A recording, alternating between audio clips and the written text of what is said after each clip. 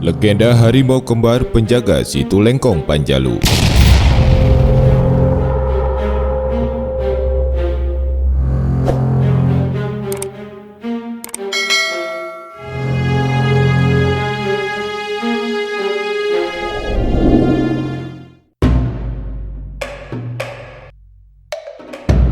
Berbicara mengenai sejarah, legenda dan mitos tentang eksistensi para sesepuh atau karuhun di Tanah Sunda tidak akan terlepas dengan sosok makhluk berbentuk harimau yang selalu berdampingan dengan raja-raja di Tanah Sunda, terutama Prabu Siliwangi.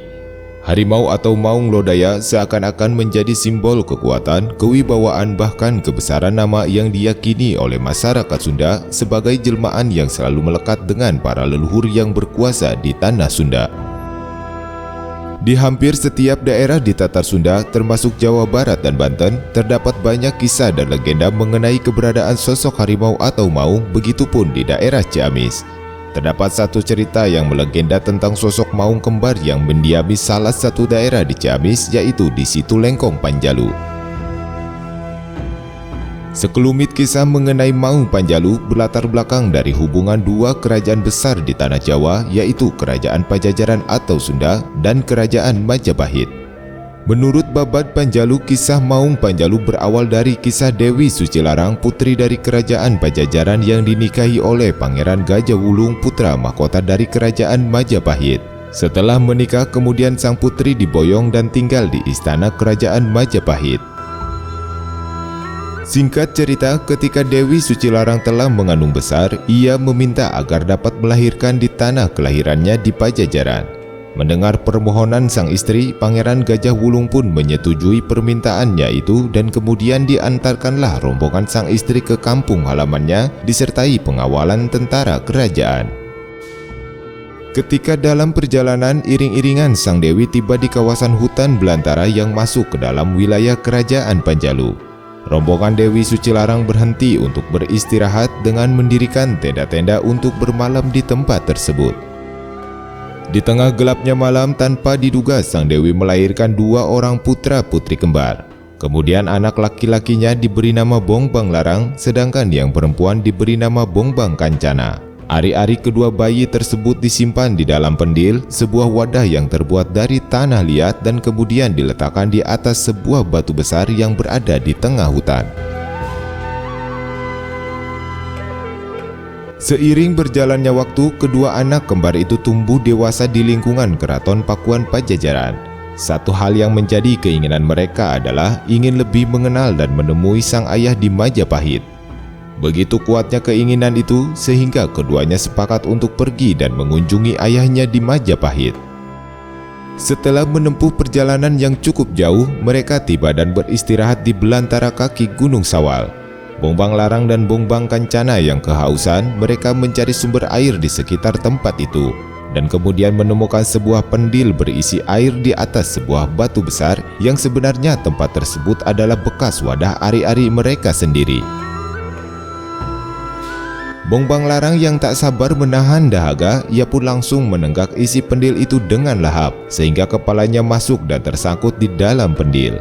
Sang adik yang kebingungan kemudian menuntun Bongbang Larang mencari seseorang yang bisa melepaskan pendil itu dari kepala kakaknya. Setelah mencari bantuan, kemudian bertemulah mereka dengan Aki Garahang yang merupakan seorang guru yang bergelar Pandita Gunawisesa. Dengan menggunakan sebilah kujang, Aki Garahang menghancurkan pendil tersebut sehingga terbelah menjadi dua, dan Bongbang Larang pun bisa diselamatkan. Sebagai tanda terima kasih, kedua remaja itu kemudian mengabdi kepada Aki Garahang di padepokannya sebelum mereka melanjutkan perjalanan ke Majapahit. Pada suatu ketika, Bongbang Larang dan Bongbang Kancana melanggar sebuah pesan dari Aki Garahang yang melarang mereka untuk mendekat dan mandi di mata air terlarang dekat padepokan. Kedua remaja itu mandi karena tergoda akan kejernihan air di kolam tersebut. Akibatnya, kedua putra-putri Pajajaran itu berubah menjadi harimau jejadian.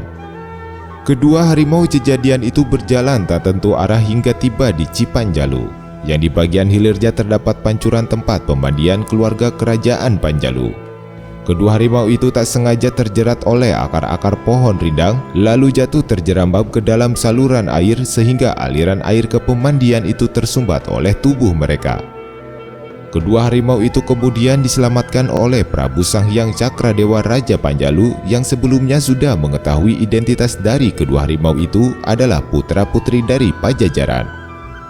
Sebagai tanda terima kasih, kedua harimau itu bersumpah di hadapan Prabu Sanghyang Cakradewa bahwa mereka tidak akan mengganggu orang Panjalu dan keturunannya, menjaga alam dan hutan Panjalu, bahkan jika diperlukan mereka bersedia datang membantu orang Panjalu yang berada dalam kesulitan. Setelah melewati berbagai rintangan, kedua harimau kembar itu kemudian melanjutkan perjalanannya hingga tiba di Keraton Majapahit dan bertemu dengan ayahandanya. Sang Prabu sangat terharu dengan kisah perjalanan kedua putra-putri kembarnya itu. Ia pun kemudian memerintahkan Bongbang Larang untuk menetap dan menjadi penjaga di Keraton Pajajaran, sedangkan Bongbang Kancana diberi tugas untuk menjaga Keraton Majapahit. Kedua kakak beradik itu kemudian berpisah dan tinggal di dua kerajaan yang berbeda. Namun pada waktu-waktu tertentu, kedua saudara kembar ini diperkenankan untuk saling menjenguk. Maka menurut kepercayaan leluhur Panjalu, kedua harimau itu selalu berkeliaran untuk saling menjenguk pada setiap bulan Mulud dan pertemuan keduanya itu bertempat di Situ Lengkong Panjalu.